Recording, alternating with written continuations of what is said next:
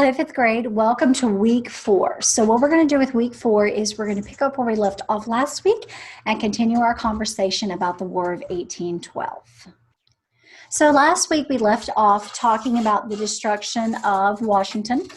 We talked about the USS Constitution, which is a ship that won a very important battle in the Atlantic.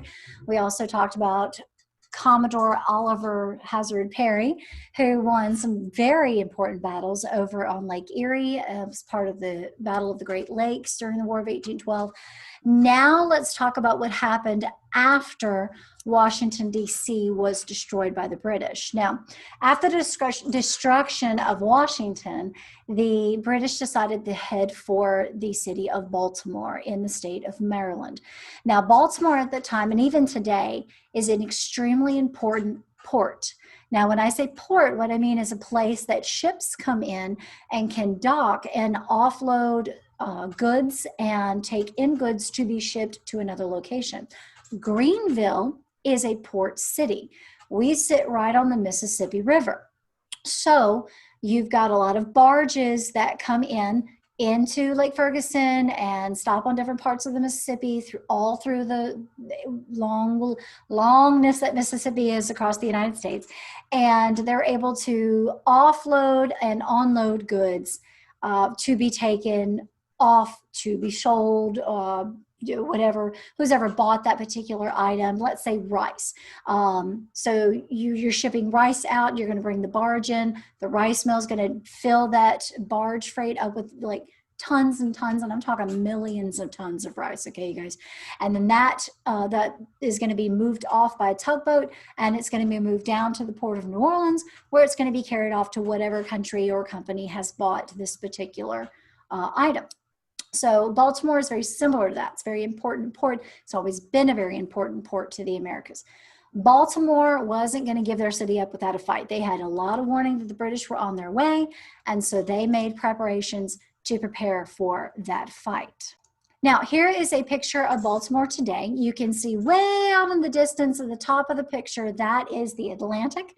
And then down through the picture, you can see how the harbor winds up into the city. And all these different shops and things and buildings and warehouses and things along there.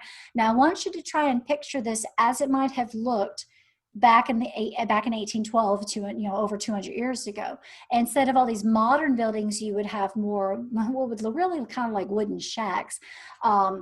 And instead of the ships that we're used to now, these huge sailing ships, like the one we saw, that USS Constitution would have looked like. The USS Constitution very well would have ported in this harbor here during the War of 1812, before and then after and all that stuff. So imagine those big old ships coming down through the harbor here. Okay, so Baltimore at the time was under the command of Major General Samuel Smith. Now, Major Smith did something very, very odd, but at the same time it worked. He convinced the ship owners to sink their ships in the water in the harbor. Now, you're probably thinking, why in the world would they do that?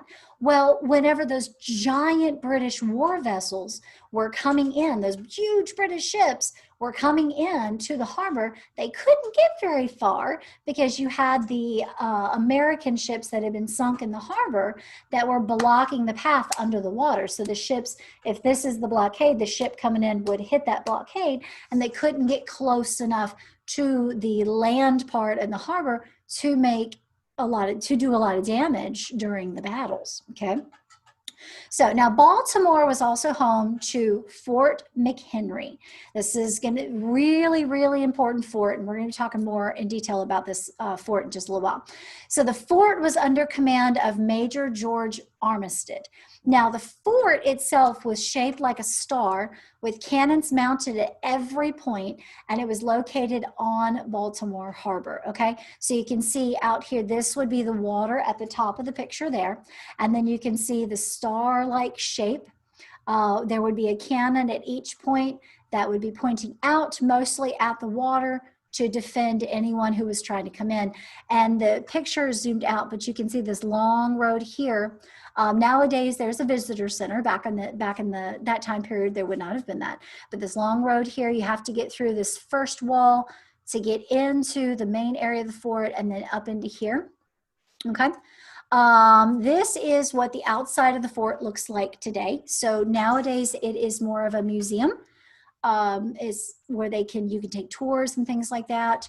Here's walking into the fort as you walk in through the main door. Okay, you can see this is a picture with some visitors here. You can see people in the background there, but you see the different rooms and the 2 stories. This would have been part of the wall formation around the fort. This is a look into one of the rooms here, and kind of a fireplace where they could, warm themselves if it was cold outside, a writing desk and place to store some stuff. Okay. This would have been a soldier's barracks, obviously. So you can see I know it looks very primitive to you, but it's actually pretty fancy. So this would have been an officer's room. Okay.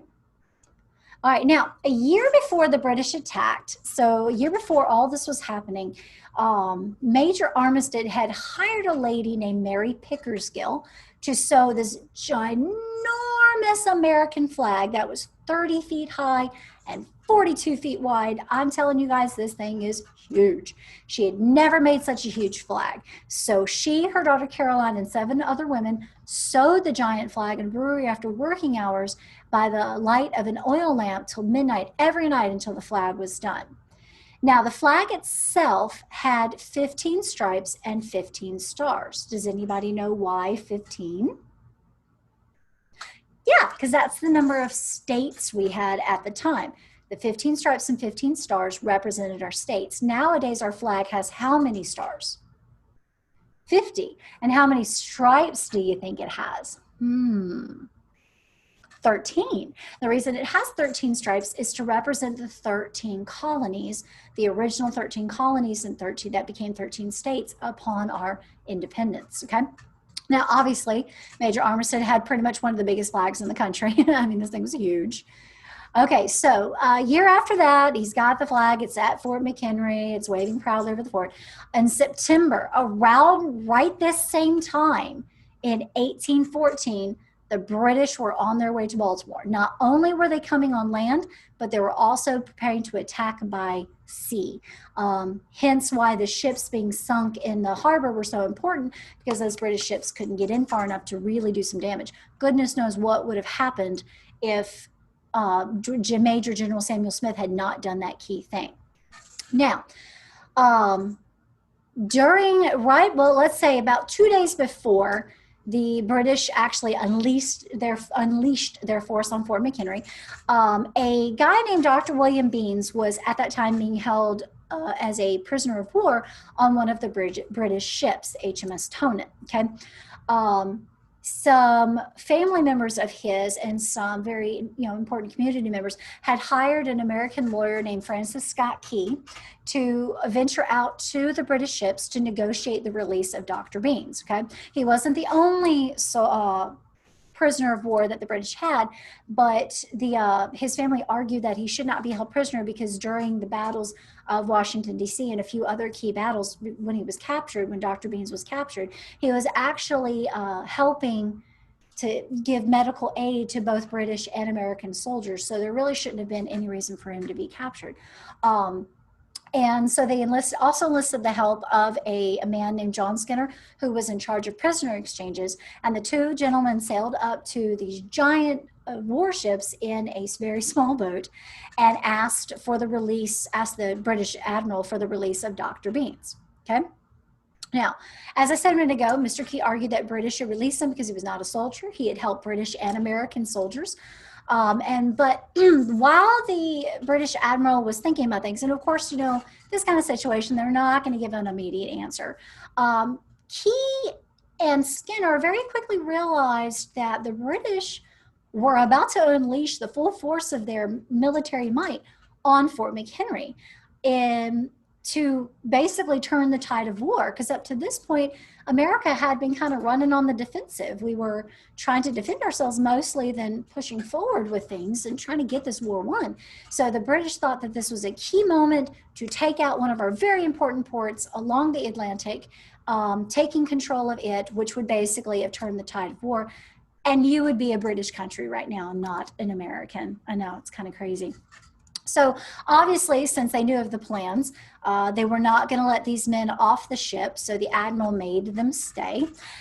And so all they could do on September 13th of 1814 was watch as the British unleashed the full force of their rockets and bombs on to Fort McHenry. And as like I said, because of the sunken ships, they couldn't get really that terribly close to it, put some major damage on it. So that worked out in our favor, big time. Okay. As you can see, this is Fort McHenry off in the distance here. You've got your British warships in the water. They're firing on Fort McHenry. Fort McHenry's firing back. And Fort McHenry was very underpowered. British warships had a lot more cannons than the Fort McHenry did. So it kind of wasn't looking like it was going all that well. Now, the battle raged for over a day. And when I say over a day, I'm talking for over 24 hours, 25 hours, the battle raged on Fort McHenry. So all the three men could do was watch as they saw the fort being destroyed. There was really nothing they could do about it. Finally, at dawn, on September 14th of 1814, Mr. Key looked through his telescope from the British ship that he was being held on, and he saw that huge American flag waving over Fort McHenry, and he knew that we had won. This was extremely important, ladies and gentlemen. I cannot emphasize this enough. If we had lost that battle, we would not be America.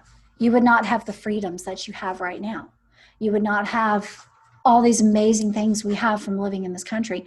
You would be British. British would be ruling over us right now. You'd be saluting a queen. Okay?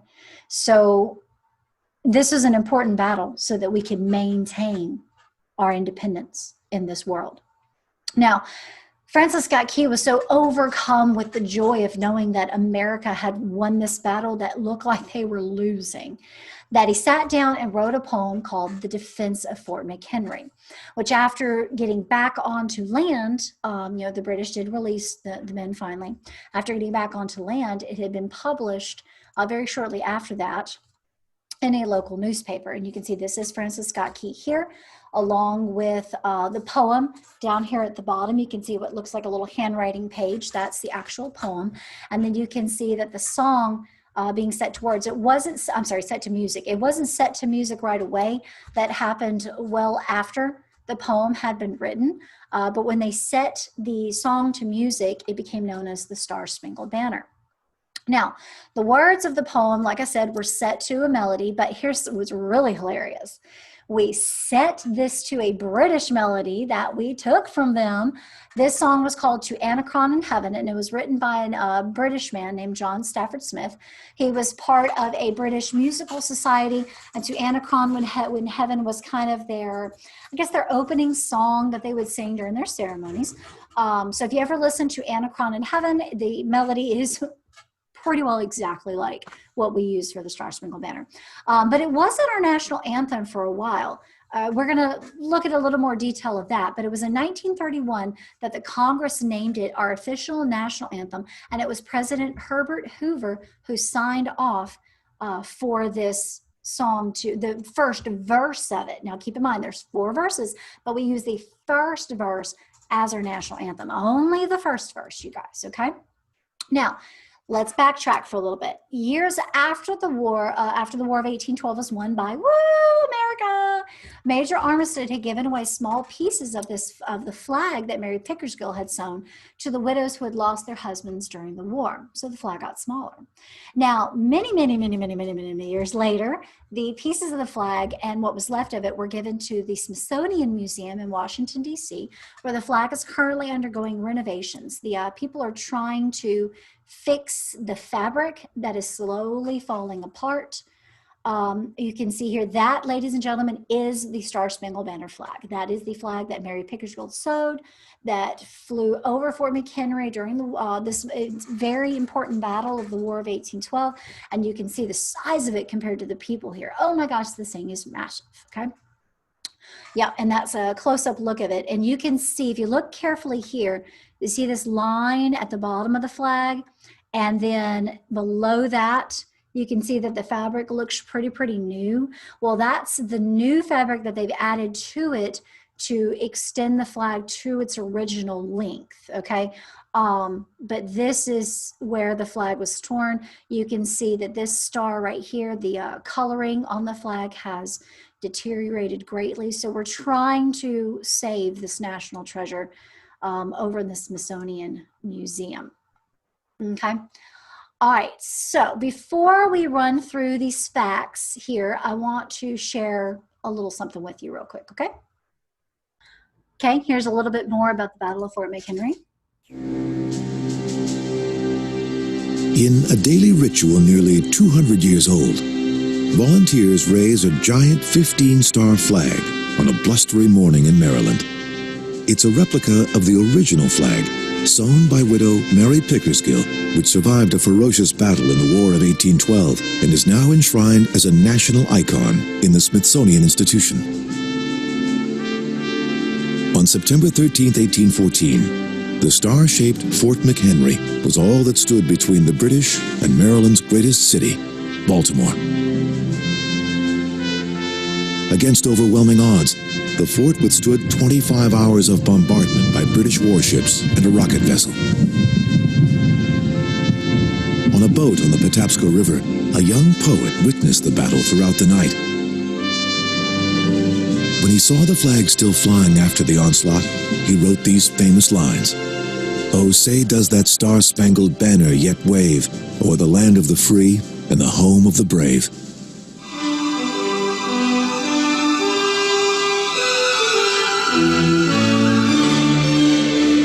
Francis Scott Key named his poem The Defense of Fort McHenry. It was later renamed The Star-Spangled Banner. In 1931, it became America's national anthem.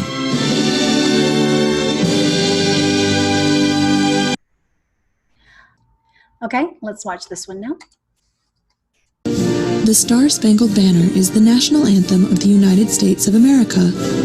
This familiar song has a long and interesting history dating back more than 200 years to September of 1814. The new United States of America, barely more than 20 years old, was at war once more with Great Britain, in a war called simply the War of 1812.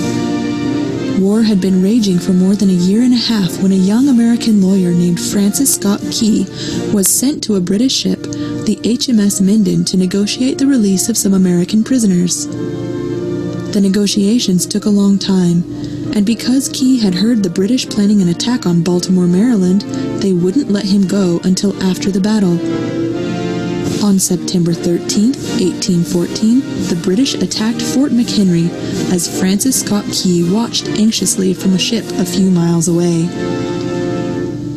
The battle was so fierce that Key was worried that the British would win. As the sun set, the sky turned red, giving a last glimpse of the American flag as the battle continued into the darkness. The fight raged on all through the rainy night, but once the rockets' red glare and bombs bursting in air stopped, Francis Scott Key could no longer see which flag was flying above the fort. It wasn't until morning, as the early light of dawn revealed the aftermath, that he could see that the American flag still flew, meaning that they had not been defeated. Key was so inspired that the next day he wrote a poem on the back of a letter he had in his pocket, and on September 16th, he was released in Baltimore, where he completed his poem. It was originally titled Defense of Fort McHenry, and was printed in newspapers from Georgia to New Hampshire.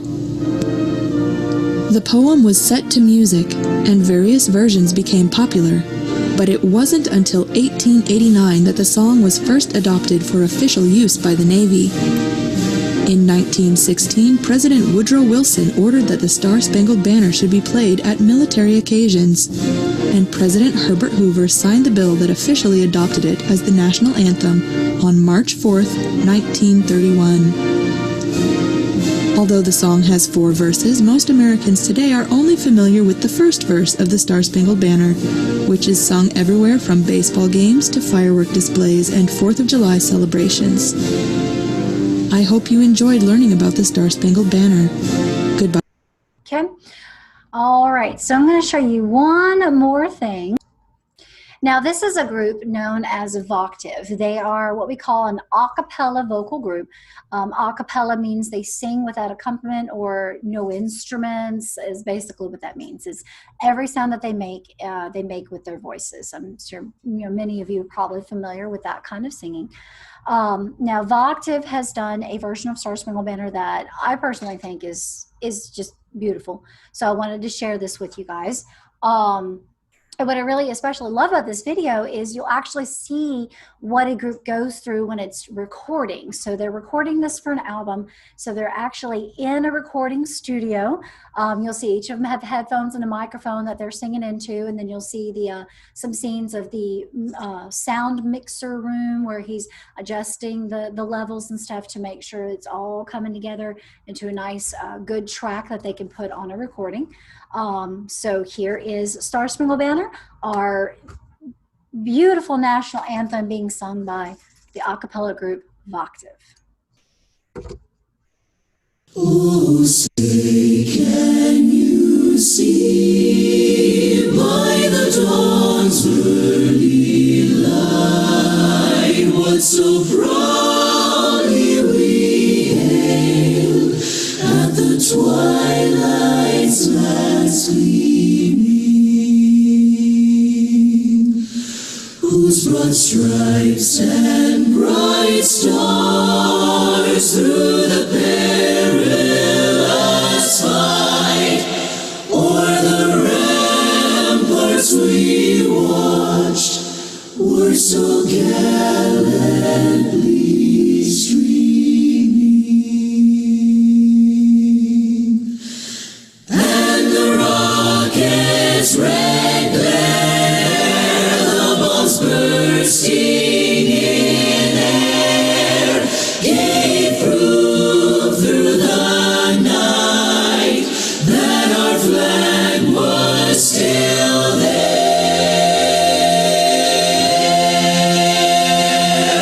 Oh, say does that star-spangled banner yet wave o'er the land of the free, and the home of the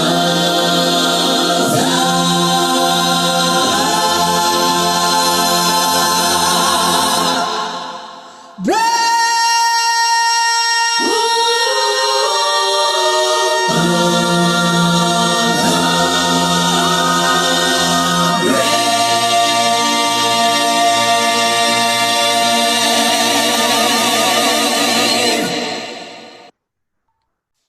Pretty cool, huh? Okay, let's finish up. Now, did you know that nearly 61% of Americans do not know all the words to the Star Spangled Banner? This is our national anthem. This was written to immortalize a key moment in what kept us independent in this country as compared to other countries. More than 70% of Americans who do know it learned it during their time in school, in music class. Among teenagers, this one's really gonna blow your mind. Among teenagers, 38% do not know the name of our national anthem. They don't even know what it's called, okay? Less than 35% of teens can name the author of the national anthem, which was who? Francis Scott Key, that's right, okay? And this is a close-up look of his manuscript when he had originally written the song. Now, as few as 15% of American youth can sing all the words to the national anthem. So we're going to look at a few of these words and the first verse, because that's the verse we use for our national anthem, and we're going to talk about what some of these vocabulary words mean. So we've got our first line, oh, say, can you see by the dawn's early light. Now, dawn, that means early morning, so that's just before the sun comes up over the horizon. It's not quite up yet, but it's enough light in the sky that we can kind of see what's going on. What so proudly we hailed at the twilight's last gleaming. Hailed means to greet. So this was the last thing we greeted that we saw when the twilight last gleaming went down, twilight meaning the end of the day, the late evening. This is that time in the evening when the sun is down, but it's still light outside. You can still see a few things before it goes dark. That is twilight. Whose broad stripes and bright stars, we're talking about the flag, through the perilous fight, that is the word for dangerous, or that's O-V-E-R, they just took out the V, or the ramparts, that is the walls of the fort, we watched were so gallantly, meaning bravely streaming. So the first part of our national anthem is asking two questions. Oh, say, can you see by the dawn's early light what so proudly we held at the twilight's last gleaming? Whose broad stripes and bright stars through the perilous fight, or the ramparts we watched were so gallantly streaming. Francis Scott Key is asking, can you see it when the sun comes up? Is it still there? Is that American flag still there? That thing with the stars and the stripes, is it still there? Are we still America? Second part. And the rocket's red glare, the bombs bursting in air, gave proof through the night that our flag was still there. That's a statement. He's basically saying every time during the night a bomb would go off, a rocket would light up the sky in this illuminated red glare, he could see the American flag still waving. Now, the American flag was taking heavy hits because the British were trying to take it down.